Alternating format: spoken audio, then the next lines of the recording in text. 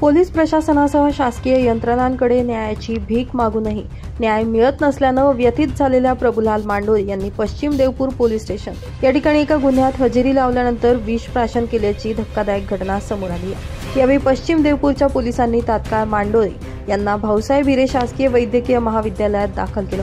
त्यांच्यावर उपचार सुरू आहेत। यावेळी पुन्हा त्यांच्या कुटुंबियांनी अन्यायाची व्यथा मांडताना अश्रूंना वाट मोकळी करून दिली। आम्हाला न्याय देईल कोण? न्यायासाठी मरावे लागेल का? असा संतप्त सवाल देखील मांडोळे यांच्या कुटुंबियांनी प्रशासनाला केला। या प्रकरणी पश्चिम देवपूर पोलीस काय पावलं उचलणार हे बघणं महत्त्वाचं ठरणार आहे। 6 फेब्रुवारीला प्रभुलाल मांडोळे यांना टोळक्याकडून मारहाण झाल्याची घटना घडली होती। या प्रकरणी मांडोळे यांच्या फिर्यादीवरून पश्चिम देवपूर पोलीस स्टेशन येथे गुन्हा दाखल करण्यात आला होता। मात्र त्याचवेळी विरोधकांकडून देखील मांडोळे यांच्यावर गुन्हा दाखल करण्यात आला। मारहाण करणाऱ्या साजन पहाडे, गड्ड्या पहाडे यांच्यासह इतरांवर कठोर कारवाई करून प्रभुलाल मांडोळे यांच्यावर दाखल केलेला खोटा गुन्हा मागे घ्यावा अशी मागणी मांडोळे कुटुंबियांनी केली आहे। यावेळी पश्चिम देवपूर पोलीस नाहक त्रास देत असून आरोपींना सहकार्य करत असल्याचा गंभीर आरोप देखील मांडोळे कुटुंबियांकडून करण्यात आला आहे। प्रभुलाल मांडोळे यांची मुख्य मुलगी 7 फेब्रुवारी रोजी आम्ही आमच्या फॉरेस्ट कॉलनीमध्ये इथे शॉप आहे, त्या शॉपवरती माझे वडील काम करत असताना फॉरेस्ट कॉलनीजवळील कदमबांडे नगराचे काही गावगुंड मुलं तिथे बसून शिवीगाळ, अश्लील इशारे वगैरे करत होते। त्यासाठी वडिलांनी 112ला फोन केला। फोन केल्यानंतर तिथे पोलीस हजर झाले। पोलिसांनी समोरील मुलांना जबाब दिला की बुवा अशी घटना करू नका। त्यानंतर पोलीस निघून गेल्यानंतर पोलिसांना कॉल केल्याच्या रागाने ह्या गावगुंडांनी वडिलांना जब्बर मारहाण केली। त्यामध्ये माझ्या वडिलांना फ्रॅक्चर झालेलं आहे, 1 साईड डॅमेज आहे। त्याच्यानंतर हे झाल्यानंतर आम्ही वडिलांना हिरे मेडिकल येथे दाखल केलं। त्यानंतर उपचारासाठी आम्ही तिथे दाखल केलेले होते। त्याच्यानंतर ह्या गावगुंडांनी माझ्या वडिलांविरुद्ध खोटी तक्रार दाखल केलेली आहे। पोलिसांनी ही तक्रार दाखल करून घेतली। त्याच्यानंतर आम्ही आमची केस देखील नोंद केल्यानंतर आम्हाला काही न्याय मिळत नव्हता। त्याच्यासाठी वडील कलेक्टर ऑफिसला DSP वगैरेंना भेटले। त्यानंतर पत्रकार परिषद देखील घेण्यात आली। त्यानंतर काल SP साहेबांना भेटल्यानंतर SP साहेबांनी PI साहेबांना आदेश दिल्यानंतर देखील समोरील गुंडांवरती काही एक कारवाई झालेली नाही, त्यांना अटक झालेली नाही। परत आम्हाला सांगण्यात येते की आम्ही व्यवस्थित वागावे। जर उद्या उठून परत त्यांनी खोटी तक्रार केली तर आम्हाला त्रास होणार आहे। आणि काल आम्ही जे साक्षीदार दिलेले आहेत ते साक्षीदारांमध्ये हे गावगुंड दबाव आणतायत। आमचे साक्षीदार साक्ष देण्यात तयार नाही। हे गावगुंड जर बाहेर फिरत असतील तर साक्षीदार साक्ष देणार का? ही एक मोठा प्रश्न निर्माण होतो। पोलीस प्रशासनाची ही कोणती प्रक्रिया चालू आहे ही आम्हाला कळण्यात मार्ग नाही। याला त्रस्त होऊन आज माझ्या वडिलांनी सकाळी पोलीस स्टेशनला हजेरी लावायला जातो सांगून गेल्यानंतर त्यांनी केव्हा पॉयझन घेतले ही घटना आम्हाला माहीत नाही, पण त्यांनी पॉयझन घेतल्याने आज ते हिरे मेडिकल इथे ॲडमिट असतात।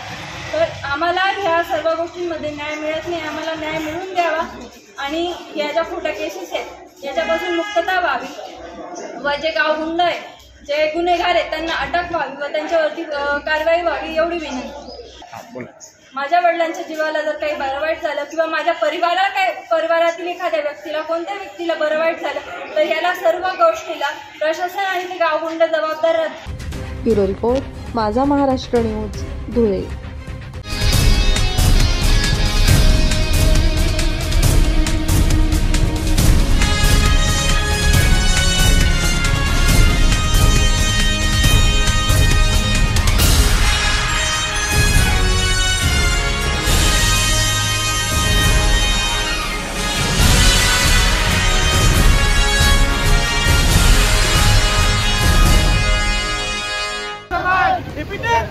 झालं पाहिजे।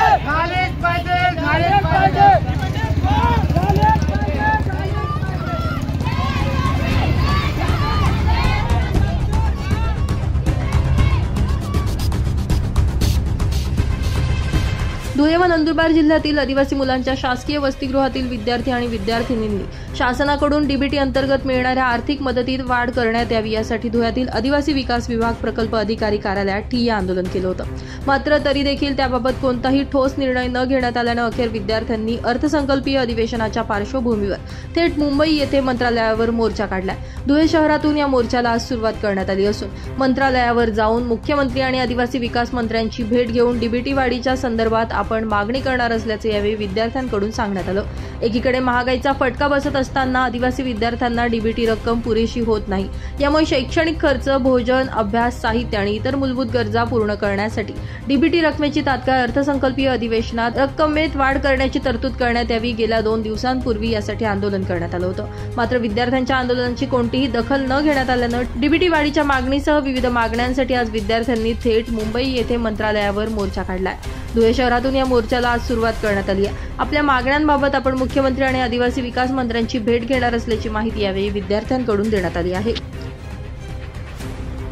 ब्युरो रिपोर्ट, माझा महाराष्ट्र न्यूज, धुळे.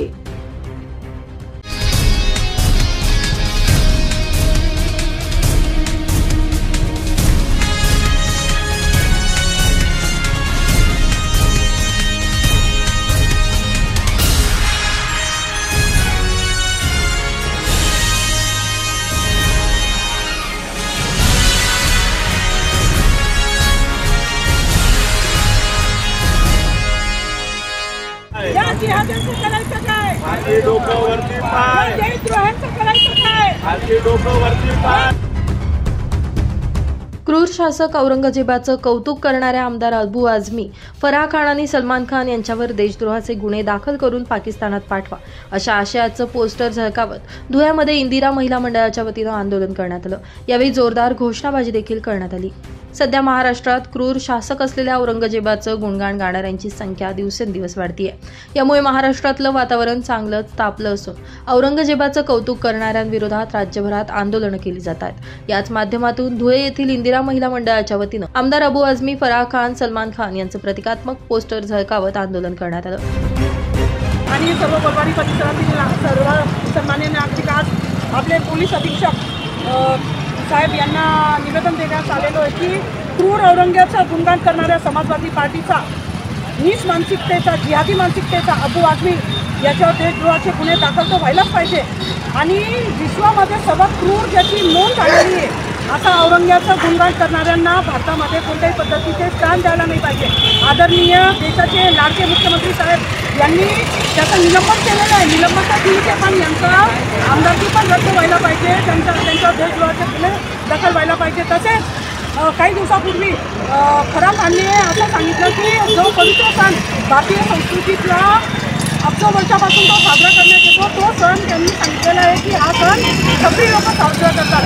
या छपरी बाईला आम्ही विचारू इच्छितो की आमच्या भारतात आमच्या महिलांचे उपयोग करून तुम्ही इथे नीच तऱ्हेचे सूर्य तयार करतात. आमच्या भारतात आमच्या जीवावर पैसा कमवतात आणि आमच्याच देशाची विडंबना करत असतात. तर एवढा पुरता असेल तर या सर्वांनी, आणि त्याच्यात सलमान खानचा बिग बॉसचा जो सलमान खान आहे त्याच्यावर आमचं असं म्हणणं आहे की या बिग बॉसचा जो सलमान खान आहे आमच्या भारतीय संस्कृतीला अपवित्र करण्याचं जो काम करत असतो, त्या सलमान खानना आमचं सांगणं आहे की पहिले या बिग बॉस आतापर्यंत आम्ही म्हणजे सिरियसली घेत होतो. आता त्याच्यात इतके गलिच्छ प्रकार चालू होता की आया बहिणींना सेम बिस्तरवर जिहादी लोक जिहाद करण्याचा प्रयत्न बिग बॉसमध्ये चाललेला आहे. आणि फक्त जिहाद न करता ते काय करतात, आपल्या आया बहिणींना तिथं बोलवतात आणि त्यांचे रूप पार्टनर जिहादी देतात. ना त्यांनी आता सलमान खानला विशेष आमचं असं म्हणणं आहे की तू त्या बिग बॉस 1 नाही 4 चालू कर, तुला बघितला बंद कर, पण त्या कार्यक्रमाची सुरुवात तिथे तुझ्या आईला आण, तुझ्या बहिणीला तिथे आण आणि आमचे हिंदू बांधव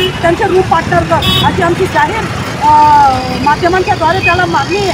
आणि खरंच कुराणला ते मानत असतील, कुराणमध्ये ही शिकवण आहे का तुम्हाला की कुराणचं नाम घेऊन कुराणला अपवित्र करण्याचं काम ते करत असतात? आमच्या गीतेमध्ये, आमच्या भगवद्गीतेमध्ये असं कुठेच लिहिलेलं नाही आहे. आमच्या प्रत्येक स्त्रीला, ती मुसलमान असो, हिंदी असो, इतर धर्मीय तिला माताच मानतो आणि आमचे हिंदू धर्मीय बांधव सदैव माता भगिनीचा सन्मानच करतात. पण या जिहाद्यांना आमचं म्हणणं आहे आणि देवेंद्रजींना आदरणीय देशाचे लाडके मुख्यमंत्री साहेबांना आमचं म्हणणं आहे की या तिघांवर कठोर कारवाई व्हावी, तिघांवर देशद्रोहाचे गुन्हे दाखल व्हावे, तसेच यांना देश विचारात देण्यात यावा आणि यांना पाकिस्तानात तातडीने पाठवण्यासाठी आदरणीय मुख्यमंत्री साहेबांनी व्हिसा तयार करून द्यावा. एवढं बोलतो. सांगतो. जय हिंद, जय भारत, जय महाराष्ट्र, जय गुरु. यावेळी प्रभा परदेशी, आशा पाटील, अमित बडगुजर, कुणाल तारगेर, बजरंग बर्वे, ज्ञानेश्वर देव, बॉबी पाटील, किशोर फुलपगारे, निरंजन पाटील, भूषण पाटील, ज्योती बोरसे यांच्यासह पदाधिकारी मोठ्या संख्येने उपस्थित होते. ब्युरो रिपोर्ट, माझा महाराष्ट्र न्यूज, धुळे.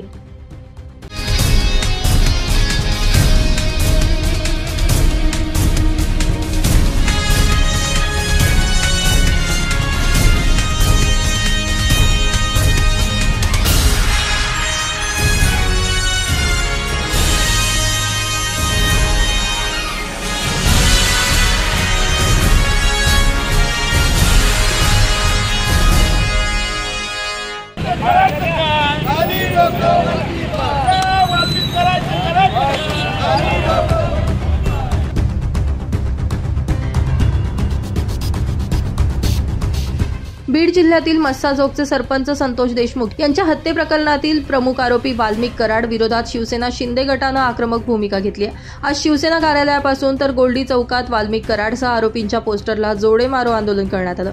यावेळी जोरदार घोषणाबाजी देखील केली गेली. या हत्येप्रकरणी दोषींवर कठोरात कठोर कारवाई करावी अशी मागणी करत निवेदन प्रशासनाला देण्यात आलं. संतोष देशमुख यांची ज्या पद्धतीत क्रूर हत्या झाली आणि जे व्हिडिओ आणि जे पिक्चर 2 दिवसापूर्वी व्हायरल झाले त्याच्यावर शिवसेनेचे प्रमुख नेते, मुख्य नेते आदरणीय उपमुख्यमंत्री एकनाथ शिंदे साहेब यांच्या नेतृत्वामध्ये आणि यांच्या आदेशाने या क्रूर हत्येचा संपूर्ण महाराष्ट्रभर शिवसैनिक मोठ्या प्रमाणावर या निषेध व्यक्त करत आहे. संबंधित वाल्मिक गुन्हेगार वाल्मिक कराड आणि त्याच्या साथीदारांना फाशी फास्ट ट्रॅकच्या माध्यमातून लवकरात लवकर व्हायला पाहिजे अशी शिवसेना साक्री तालुक्याच्या वतीने संपूर्ण शिवसैनिकांची मागणी आहे. त्याचबरोबर शिवसेनेचे जिल्हा प्रमुख आदरणीय तुळशीराम डॉक्टर साहेब यांच्या माध्यमातून आणि संपूर्ण शिवसैनिकांच्या माध्यमातून लवकरात लवकर त्या परिवाराला न्याय मिळावा आणि जे असे दहशत पसरवता फक्त बीडमध्येच नाही तर पूर्ण महाराष्ट्रभर अशा सर्व गुंडगिरीला आळा बसायला पाहिजे. यासाठी हा मोर्चा आणि हा निषेध जोडे मारो आंदोलन आज शिवसेना साक्री तालुक्याच्या वतीने आज करण्यात आला आणि आम्ही सर्वजण या गोष्टीचा जाहीर निषेध करतो आणि याच्या फाशी लवकरात लवकर व्हावी अशी आमच्या सर्वांच्या वतीने मागणी करतो आणि थांबतो. जय हिंद, जय महाराष्ट्र. शिवसेनेचे तालुका प्रमुख पंकज मराठे यांच्या नेतृत्वात हे आंदोलन पार पडलं.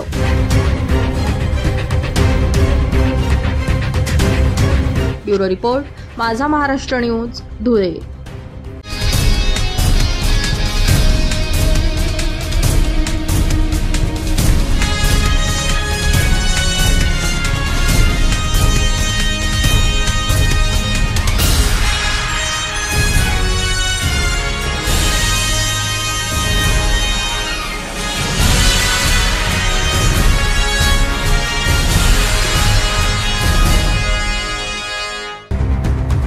धुळे स्थानिक गुन्हे अन्वेषण शाखेच्या पथकाने कारवाईचा डबल धमाका केला असून गावठी कट्टे बाळगणाऱ्या धाराशिवच्या 3 कुख्यात गुंडांसह सोनगीर घरफोडीतील दोघांना गजाआड करत गुन्हेगारांना कारवाईचा डबल डोस दिलाय.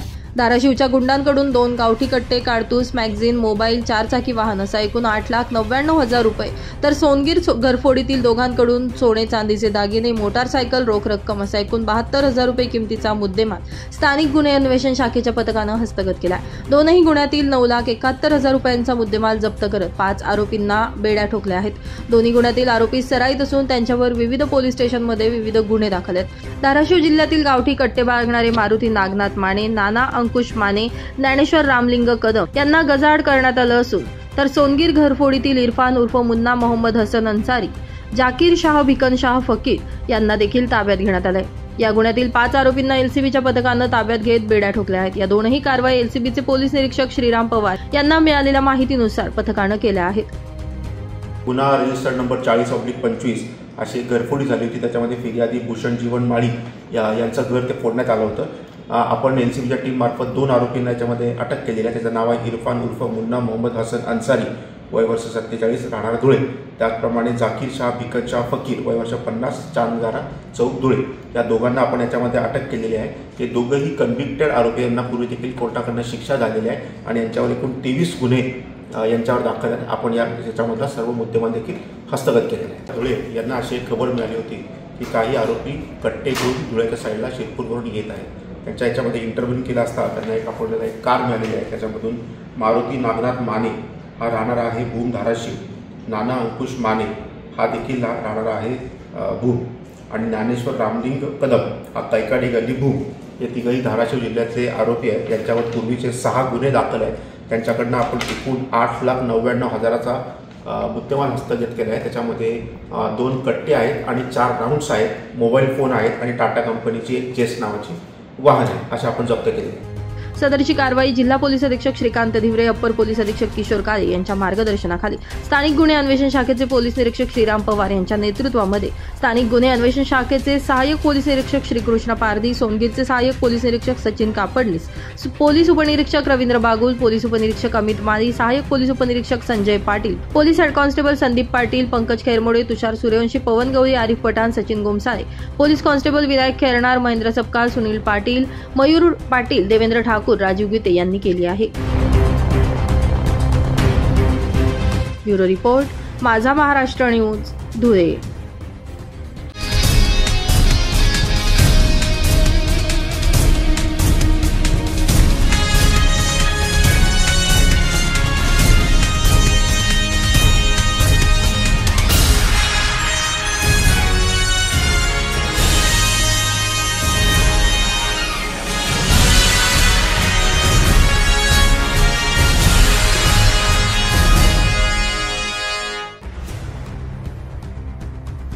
भारत सरकारनं नुकताच नवीन कायद्याविषयी जनसामान्य आणि पोलीस खात्याला तसेच महिला पोलीस पाटील आणि पुरुष पोलीस पाटील यांना नवीन कायद्याची माहिती असावी यासाठी पनवेल या ठिकाणी सरकारी वकील श्री रवी पाटील यांना पाचोरा येथील नवीन व्यापारी भवन हॉलमध्ये मार्गदर्शनासाठी बोलावलं होतं। यावेळी मार्गदर्शन करत असताना त्यांनी सांगितले की दिवाणी कायदे, फौजदारी कायदे, न्यायालयासंदर्भात तसेच पोलीस स्टेशन संदर्भात नवीन आलेल्या कायद्याच्या संदर्भात माहिती आणि मार्गदर्शन दिलं। कायद्याचं सर्वांनी तंतोतंत पालन केलं पाहिजे। कायदा हा सर्वांसाठी समान आहे, यामध्ये कोणीही मोठा आणि कोणीही छोटा असा कोणताही भेदभाव नसून कायद्याचा योग्य वापर केला तर कायदा सुद्धा चांगला आहे। यामुळे कायद्याचे कोणीही उल्लंघन न करता कायदा पाळला तर सर्वांसाठी योग्य न्याय मिळतो। तसेच यावेळी पाचोरा विभागाचे DYSP कर्तव्यदक्ष पोलीस अधिकारी श्री धनंजय येरुळे साहेबांनी सुद्धा मार्गदर्शन केलं। यावेळी पाचोरा पोलीस स्टेशनचे पोलीस निरीक्षक श्री अशोक पवार साहेब, पिंपळगाव पोलीस स्टेशनचे API श्री प्रकाश काळे, PSI ताईसो शीतल परदेसी, ASI शकील शेख, विनायक सोपान, इम्रान खान, पठाण पाटील व पत्रकार यावेळी उपस्थित होते। यावेळी सर्व पोलीस कर्मचारी, पोलीस पाटील उपस्थित होते। ब्युरो रिपोर्ट, माझा महाराष्ट्र न्यूज, धुळे।